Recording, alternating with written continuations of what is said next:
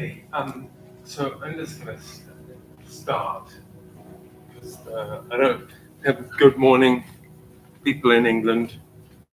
Um, so yeah, this is Ruthie. Hello, This is Sarah Kay. Hello. Yes. And we're gonna do spirals, or one first part of the spirals today. We're doing part one, and um, so. The first thing we're going to do is map the spiral before we go down and do the dart procedure. The dart procedure today is going to be really pretty simple. So I don't think I have to demo it. But what I will have to demo is the spiral that we're going to concentrate on today. So, and then if you could help each other map the spiral as well, because you dermatologically have an experience of that. So I'm going to show you it first, and then you're just gonna paint the spiral on yourself, and then there's parts on the back you can't get to. So we'll spiral that. We'll use a book or our hands, depending on permission, to spiral to map that spiral. So I suggest that you two pair up, and me and Hal will pair up. So do you mind being a body with me now? Okay, and you standing up together, and I'll show you the spiral first. So The lighting's much better this way. it's much better this way. Yeah. So there's it starts at the occiput on one side, and it finishes on the big toe on the same side. So you put your hand up, and you're going to grab your occiput, and then it slides down, moves across the back from here, down through the rhomboids here. And then there's a bunch of muscles under the armpit here called serratus. So it comes down here, across here to serratus. And then you can take over how it then moves across the body through the external obliques, then through the internal obliques. And then there's this big, the adductor, big adductor on here. And then that crosses over. And there's something called the gracilis that comes down here and joins the peroneus. And that's on the outside of the calf. It comes down across here, then round the ankle, across the bottom of the foot, and out across the big toe. That's the peroneus. This big old muscle goes down there and out the big toe. And did that, when you were coming from this Yeah. side, So it comes down here, across the back, the serratus is here. And this is a lot, this is why when we're lying on the side, it's really great to get this feeling of the serratus. There's a much ignored set of muscles that go down the tie in, and then it comes down here across the external obliques. Hi, James. And then across the internal obliques, comes down into the adductor. And this kind of dips right down inside. Into the adductor. Then it rolls around here, the gracilis. Goes out with perineum. Down here. Perineum. Down here. Up underneath here and across the big toe. So, so if we get with a partner, we can just paint that line on one side. Sure. Yeah. And then you can take over from there.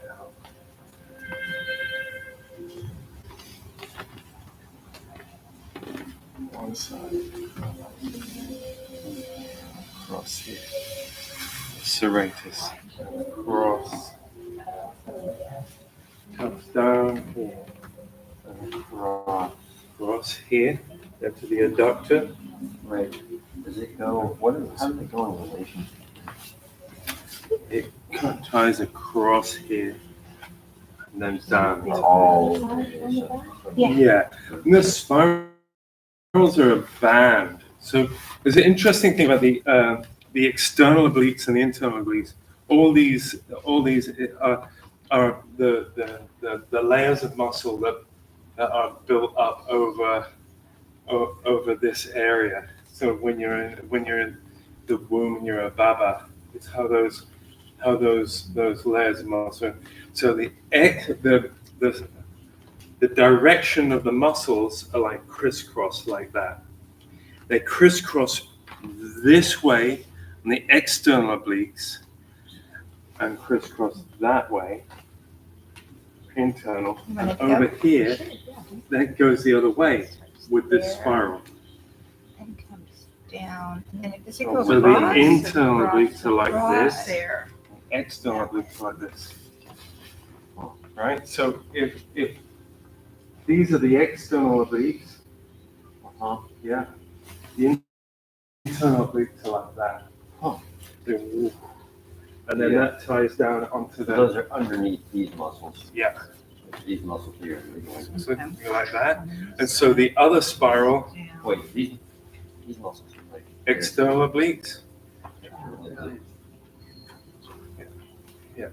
I like this. And that's the internal. These are the internal. Because they're coming up here. Yep. You got a sense of both sides?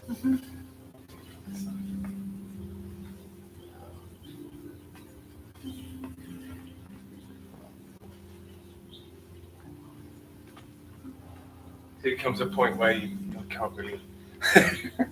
And are the serratus, is that right where the ribs are, or are they? Yeah, it comes across the ribs. Okay, so it's right, like. Yeah. Where you And feel that, this here, if you tense under there, you'll feel how it interferes with the latissimus dorsi. It also tilts your rib cage a little bit. All kinds of movements that it's responsible for. And if we ask this to come along the, yeah, you can feel the freedom of the rib cage. Quite often I'll come, when I'm doing a lesson, I'll come and I'll talk to that because the release of that brings about extension. Morning, Jackie. Good morning. That's where I've been spasming the last couple of days. Yeah, I just got over another freaking bout of it. Yeah, this is the spirals are great because you can. The spasm is probably end point of a spiral. Yeah. Yeah. Are you zooming someone? Oh, this is just. But There's that's awesome. So I'm just gonna we'll do one more time, but since Jackie's come, it's all right. So this spiral comes down here, the rhomboids, across here under the serratus, and then you take over, comes down here and then across the belly here, and goes down to the adductor, on the inside, across the knee, and the peroneus. And then that tucks around the ankle and underneath the foot and emerges the big toe. So there's a couple of really great things that this relates to, and that is getting up. We're going to do some getting up at the end. And it'll be interesting to see what, as you get down, try and be conscious of how you normally get down. And then when you get up, after we played with the spiral on the floor, see how it feels to get up. So if I'm getting down, I'll do that. Full of nonsense. So, and then as you get up, when you think about the spiral, particularly releasing here, see how easy it is to get up. Or how difficult it is.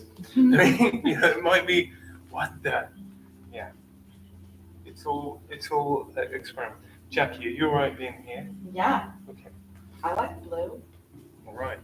So we're going to start off in constructive rest.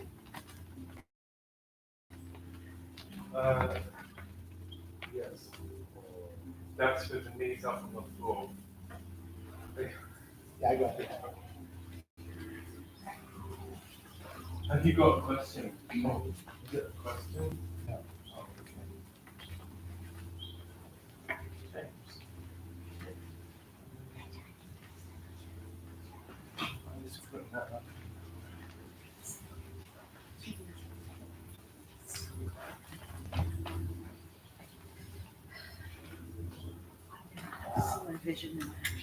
Yes. So as interesting as all that information is, I'm going to invite you to let all that information go for the time being, and to really allow the planet to support you.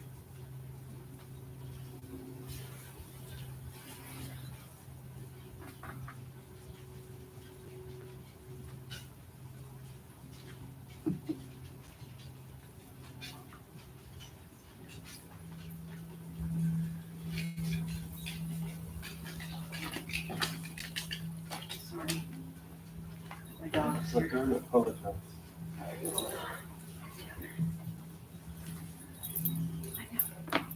It's really great that we have a four-legged animal in the house. Actually, it couldn't be more appropriate. One of the things that's occurred to me this week is, how come it is that a four-legged animal doesn't end up completely collapsing in the middle of its back? How come it is that you don't see cats basically walking around dragging or scraping their ribcage and their bellies on the floor because the middle of their back has collapsed?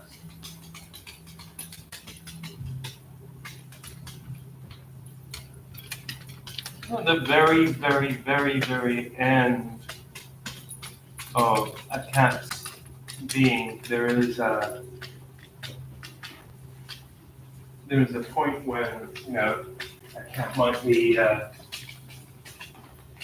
might get into that state, or a dog. But for the most part, our four-legged friends, their back has an integral structure all the way through their lives, all the way through.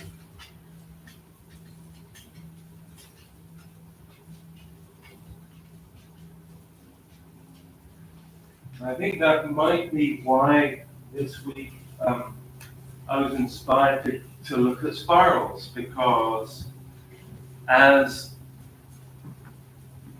the animal walks,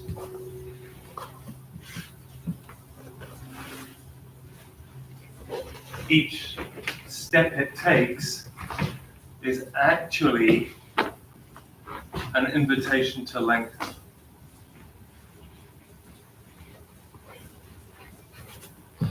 So if it's a spiral,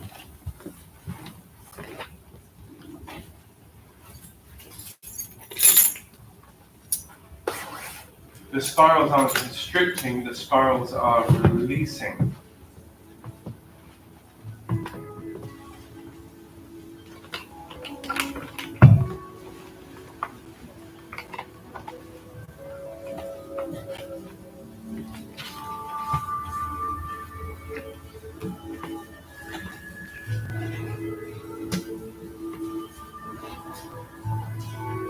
So while you're on the floor at the moment, you're just going to take the time to imagine that your system is unfurling across the floor.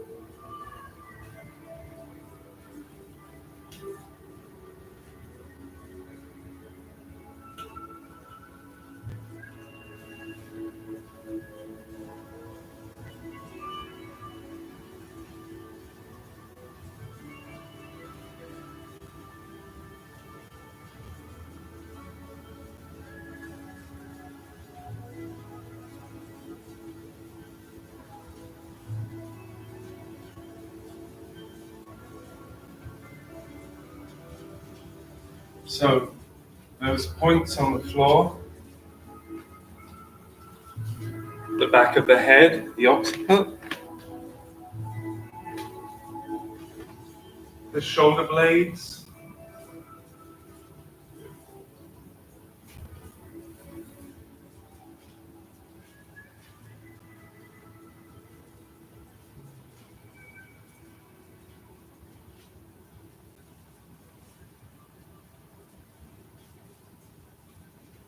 the 2 points of the elbows,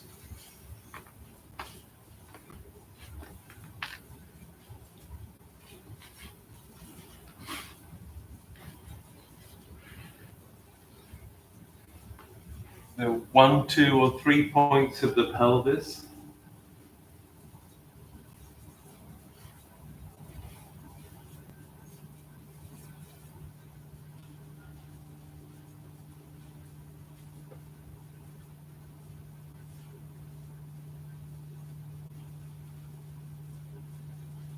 the heel,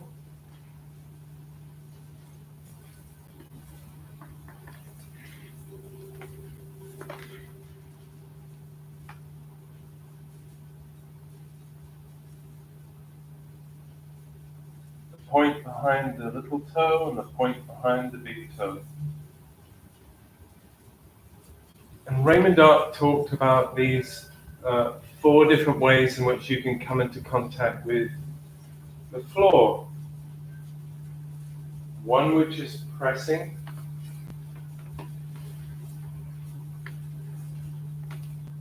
one which is brushing, one which is rolling,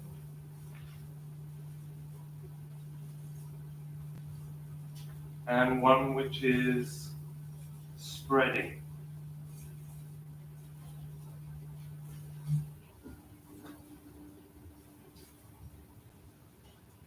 So in this moment in time, you're just going to take the opportunity to spread across the floor. You allow your body to just unfurl across the floor. And so there's the classic way in which Dart talks about how you allow this to happen, which is making a connection with the planet. So you're safe, you're absolutely safe. Nothing is going to happen. The planet is supporting you. There's 6,000 and some change odd kilometers of, which is what? Of ground and planet underneath you right now. That's a lot of rock. That's a whole chunk of rock that you're lying on. So the planet is remarkably solid.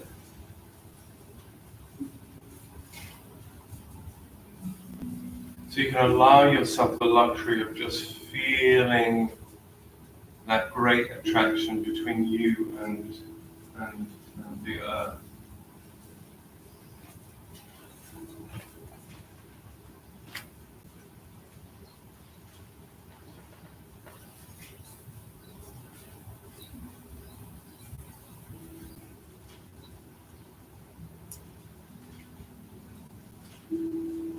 On the in-breath,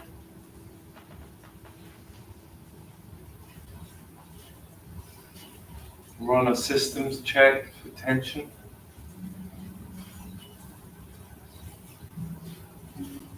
And then on the out-breath, melt that tension away.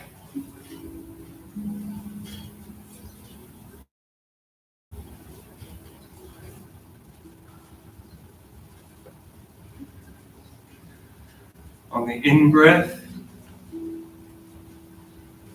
run a little systems check for tension. And on the out-breath, use whatever image comes to mind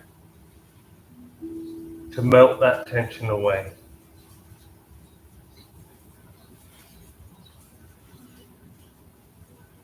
And if you have errant thoughts that are just invading your mind at the moment,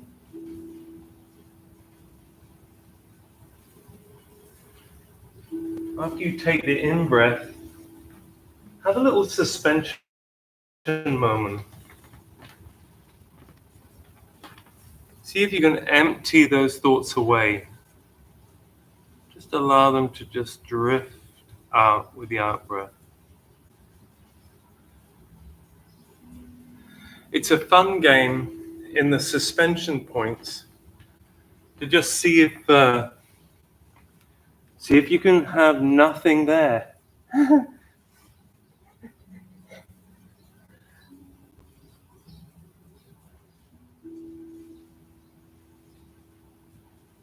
Be mindfully mindless.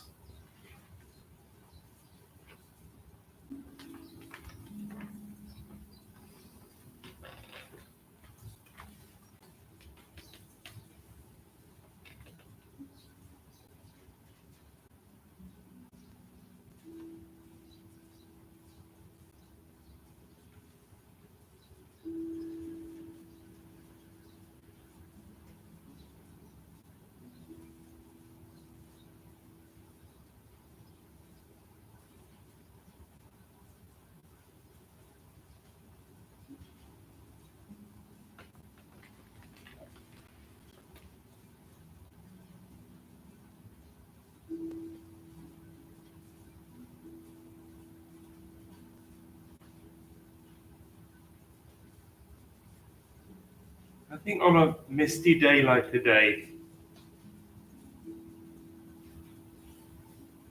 it might be a useful image to imagine that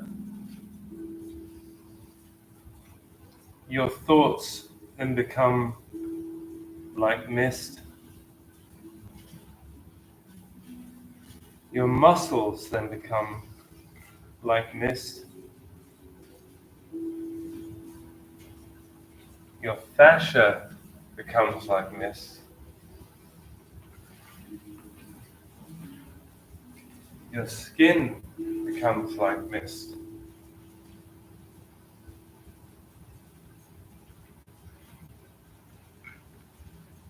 Your bones become like mist.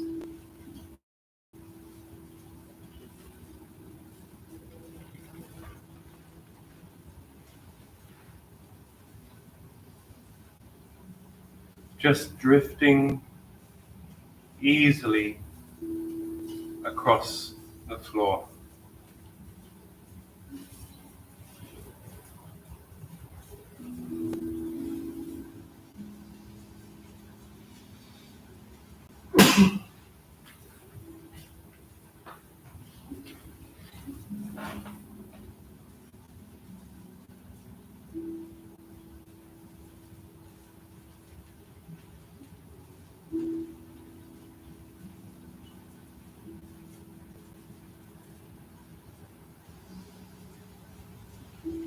Okay. So if we're going to listen to these spirals, first thing that I'm going to invite you to do is to feel the attraction of the ends of your fingers towards the ceiling. I'm just going to allow those fingers to grow up towards the ceiling.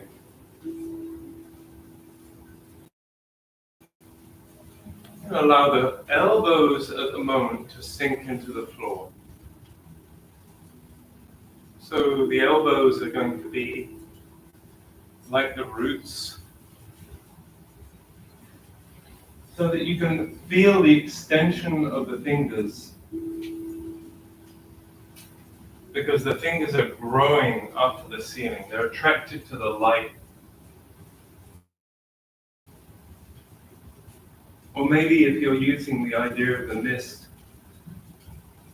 on the hills of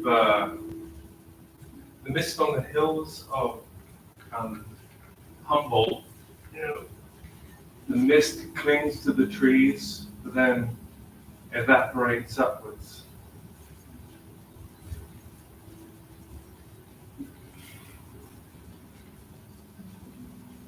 You're going to allow the elbows to fold. And as the elbows fold, the weight of the hands and the weight of the upper arm begins to peel the elbow up off the floor, so that the fingers then, you're using the counterbalance to continue up. Yes. Yeah.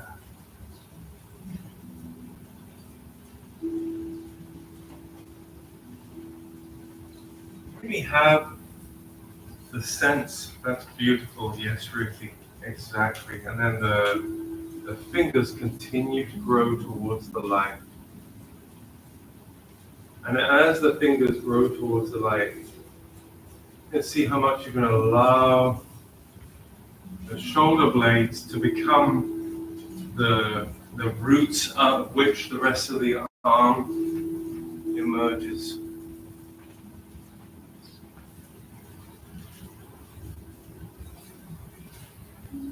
And the credo, what can I let go as a result of this movement? Is always present. So the connection between the upper arm and the shoulder blade becomes free as a result of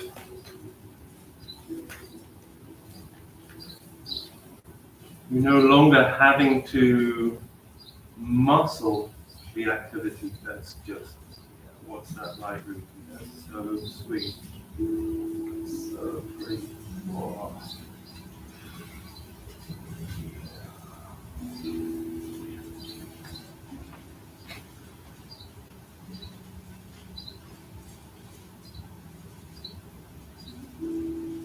Oh, yeah. Great. Okay, so then the hands are going to just be very gently attracted towards each other. The ends of the fingers are just going to come towards each other.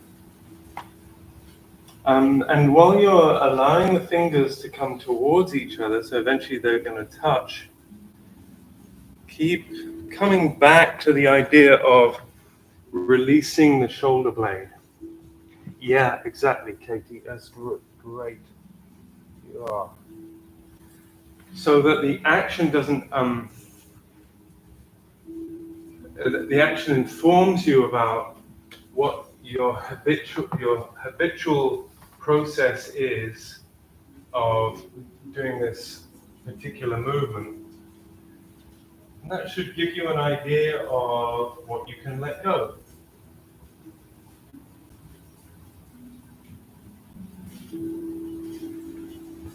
Interestingly, particularly about this movement, pectorals are habitually going, it's my turn. Okay, I'm taking it over from here. I've got this. Am I right? Am I not wrong? I think if you allow the pectorals to release, yeah. And you imagine that the action is coming from sinking into the shoulder blades. Exactly, Jackie. Great. Yeah, that's great. Okay. So here's a fun thing we're going to do. We're going to unfurl the rhomboids. This game is unfurling the rhomboids across the floor. So keeping your head in the same position and your center line in the same position. You're going to draw an arc across the ceiling with your fingers. And you'll feel that the shoulder girdle will move around as a result. So you're just going to do a little bit of this. And then as you move that and backwards and forwards, you're going to unfurl as you go backwards across the arc. So you'll feel the shoulder girdle unfurl as you move backwards and forwards.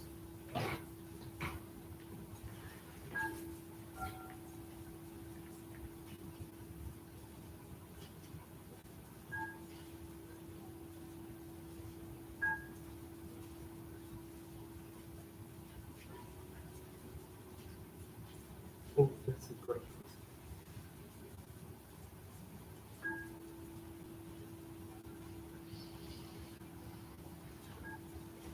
Okay, so the rhomboids are between your shoulder blades and your spine.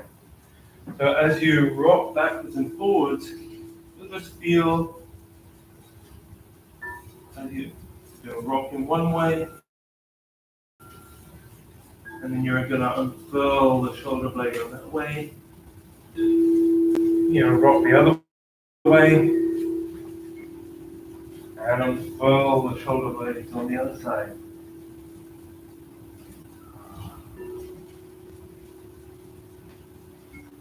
You're having a sense of that, Umper, a little?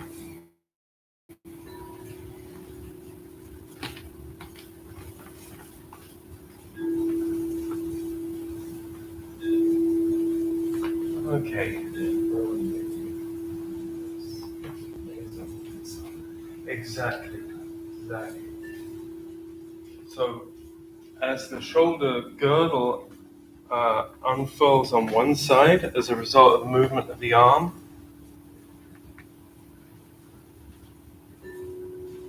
and when you come back, yeah.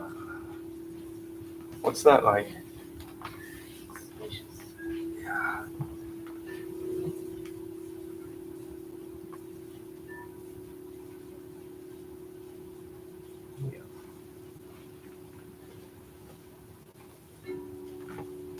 Okay, you're going to turn your elbows in towards your center a little.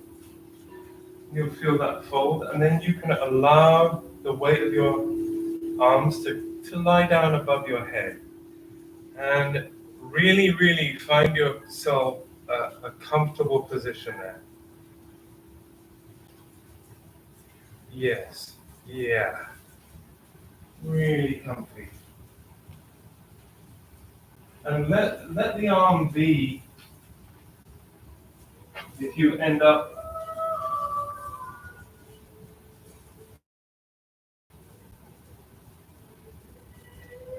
with your arms more to the side than you expect, that's okay. the hands come apart. Yes, sorry. Yeah. Hands do come apart.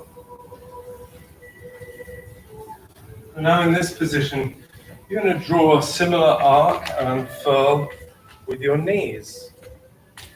Just very gently draw one side.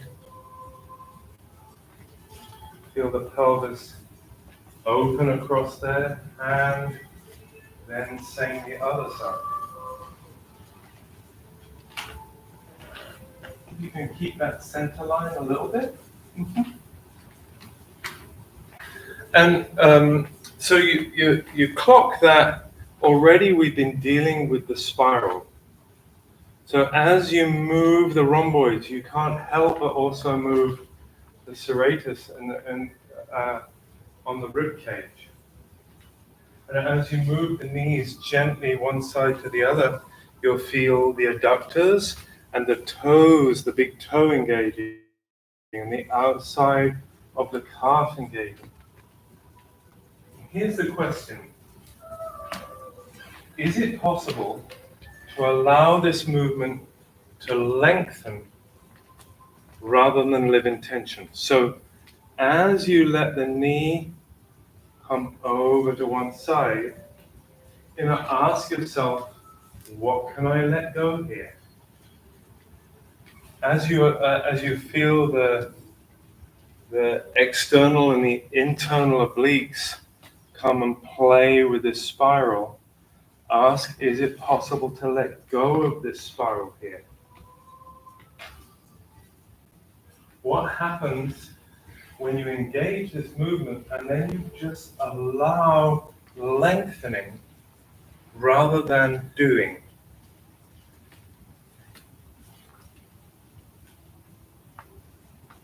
Lengthening rather than doing. Beautiful movements, really, really gorgeous movements here. Really listening to this spiral. That's great. Well, okay, you're going to bring your knees back up to the center, and you can use the big toes as an instigator for this. And still imagining that your knees are floating up towards the ceiling, your toes are going to creep forward like a caterpillar. And it's going to creep forward so you feel the arch and then the extension. The arch and then the extension.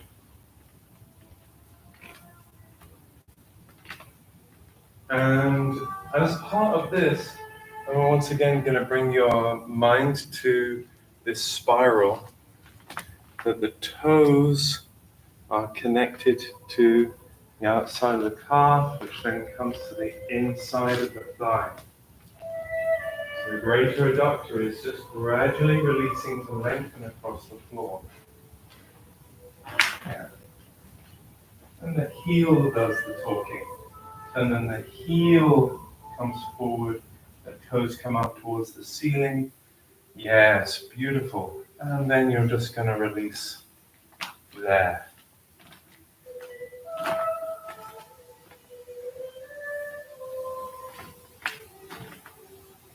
So here's the fun part of this this exploration of the spirals. The first thing I'd like you to do actually is to place one hand on top of your head and just cradle your fantastic skull with your hand. Just let really say hello, head. Mm-hmm. And come down and just rest your head on your occiput. That's just the back of the head. And you're just going to slightly raise the head with using your hand and remove the block with the other hand. And just get that out of the way. And rest your head very gently down. The precious, precious skull.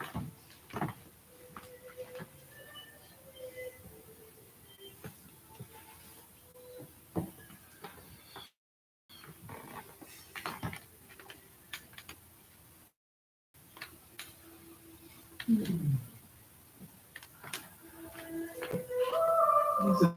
is a version of Savana in the end, where you're really just allowing your balanced body yourself just to lie on the floor and melt away, and however that means right now.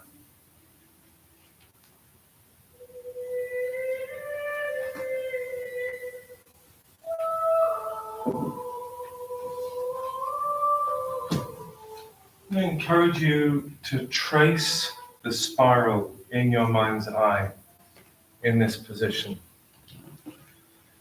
So, just to go over this again, starts at the occiput. It travels across the opposite shoulder blade, the rhomboids there, then comes up across the serratus, which is the side of the rib cage, then goes across the external obliques, the internal obliques, and the greater adductor, which is, for all intents and purposes, the inside of the thigh. Then the outside of the calf goes round the ankle to the underside of the foot, and then extends out through the big toe.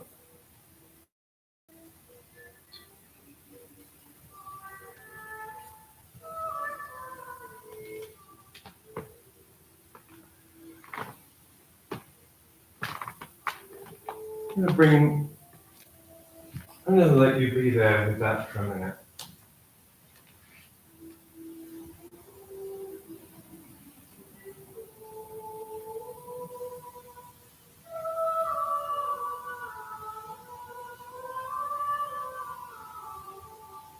If you map one side, I invite you to map the other side.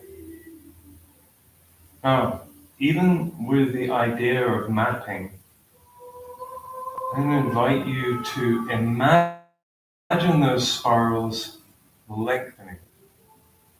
So when one thinks of a spiral, one's introduced to the idea of a piece of rope. And there's a kind of concept of tension in that piece of rope. But what I'd like you to imagine is that rather than tension arising from a piece of rope lengthening, you can imagine that actually tensegrity begins with the lengthening. So actually there is freedom of movement with the spiral. Like a water spout, or a river, or a whirlpool.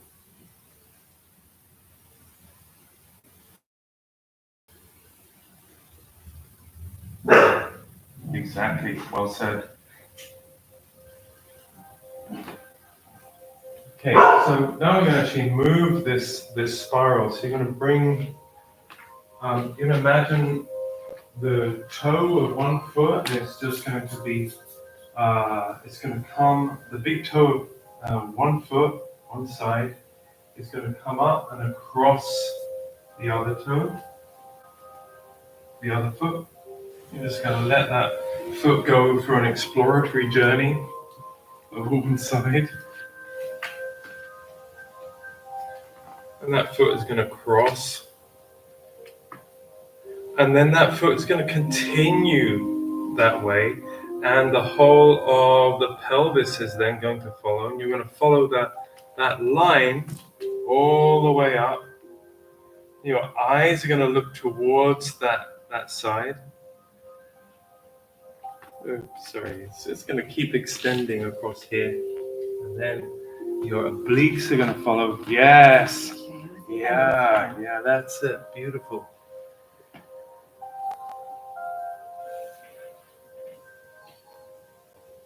And it can go only as far as you need to go. If you can get on the side and lie on your hand, just lie on there. Yeah.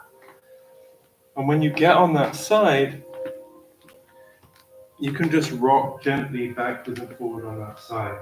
This is a great way of saying hello to your serratus. Hello, serratus. No. Much ignored. And listen to the spreading across the floor as a result. And then you're going to do the reverse. You're going to bring the toe back.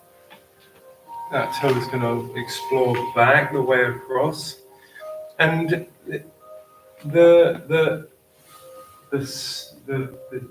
study in this is whether you can leave the top half to the last, so you can really feel the spiral unfurl across the floor. So here's the tricky part of this, is that as you turn, you'll find that somewhere along the line, things want to join in. And what I'm going to invite you to explore, and you can do it how you want, of course, is that as you begin to follow the spiral, you really listen to the moments where I want to turn my head already. I want to move already. I want to do this other thing already. And at that point, you're going to pause, take a breath, and say, you know what? I'm going to see what I can let go in this position.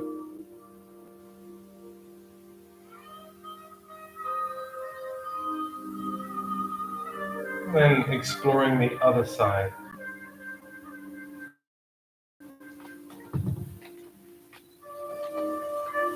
And observe the action of the outside of the calf. Observe the action of the adductor, the inside of the calf in this movement. Observe how the obliques kick in. Observe how the serratus underneath the armpits kick in. Observe how then the rhomboids and that leading right up to the occiput in that turn.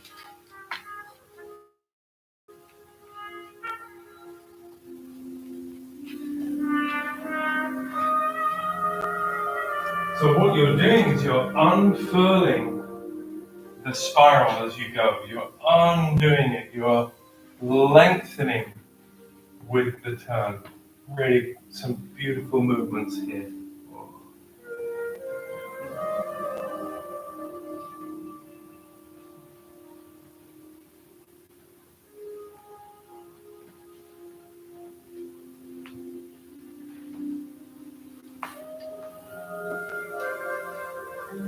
Interestingly, just observing, I can see that your arms are then being released further and further up above your head as a result. You can definitely see this change,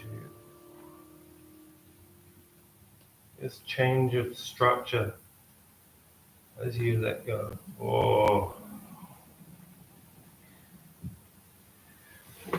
Okay, so when you come back to the middle, when you've got back to the middle, doing it this way, then give yourself a little moment just to listen to how your body feels.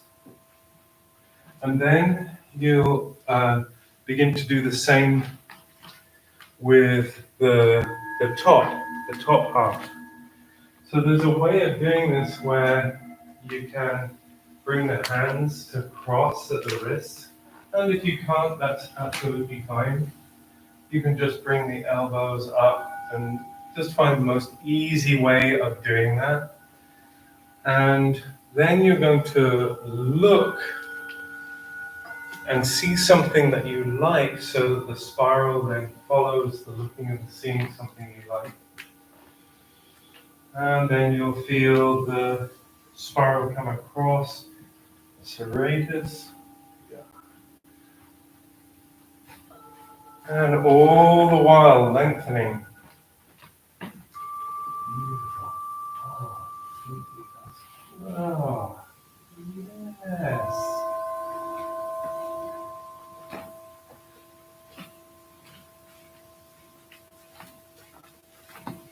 So we're going to the side with me? Yeah, But from the top. on the top. It's a similar movement but different. It's the same but different.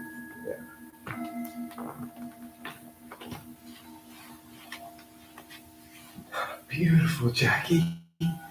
Yeah. And the same question, it's the same set of questions from the top down as from the bottom up, which is, how does the lower half or the lower part of the spiral unfurl in the movement rather than immediately contract as a result of the movement?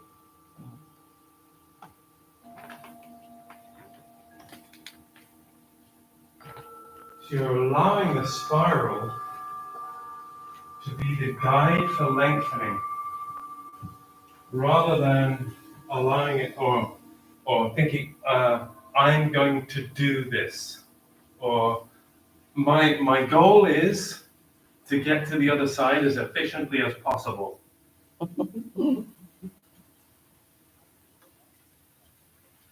Let desire take you over. So the I desires, the heart follows the desire, the gut is part of that desire. Then that gut goes all the way down, of course, to the pelvis, and then you find yourself on your side.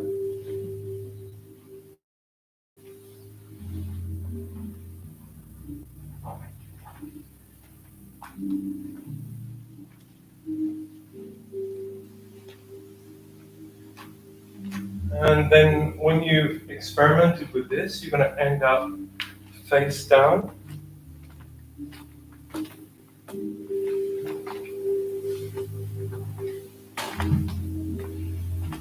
When you're in the face down position, it's going to be in prone for a hot minute.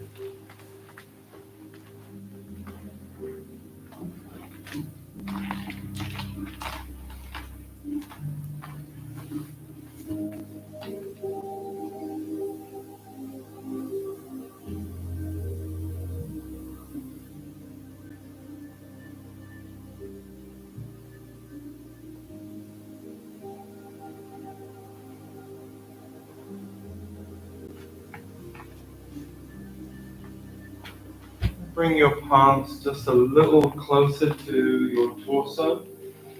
Press down on your palms, and you're going to look over your favorite shoulder side, whatever your favorite shoulder side is.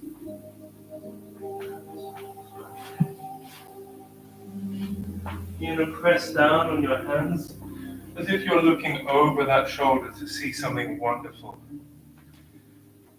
And when you do that, just track the spiral as you do that. Yeah. You're going to unfurl and refurl across the floor. So there's a little bit of the Sphinx going on. So as you look, press down with your arms to look. Yes. And then you're going to come back down. It is to clock the spiral, not to do a press up. So your hands are going to be by your ears as you do this. Yes, beautiful, yeah.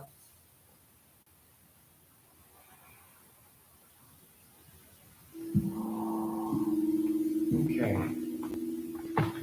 And then just lying in prone just for a moment with that.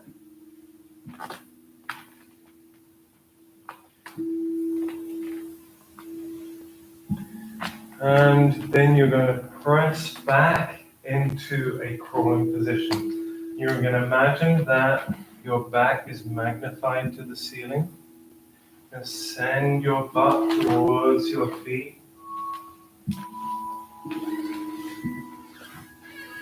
And you're going to imagine the spiral is the thing that's unfurling as you come up into all fours.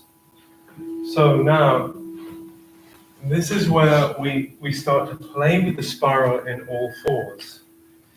You're going to take a little step with the hand and feel the spiral along the step with the hand.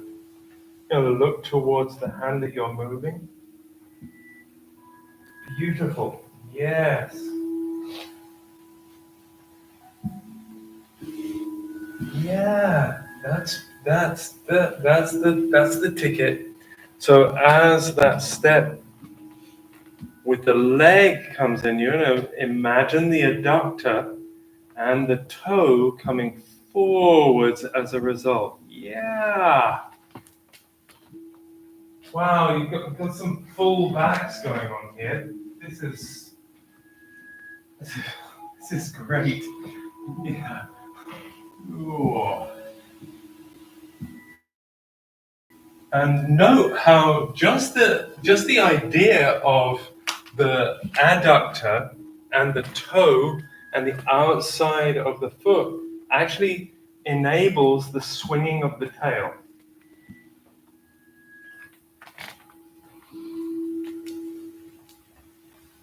And then in your own time, what I invite you to do is to bring one foot up underneath.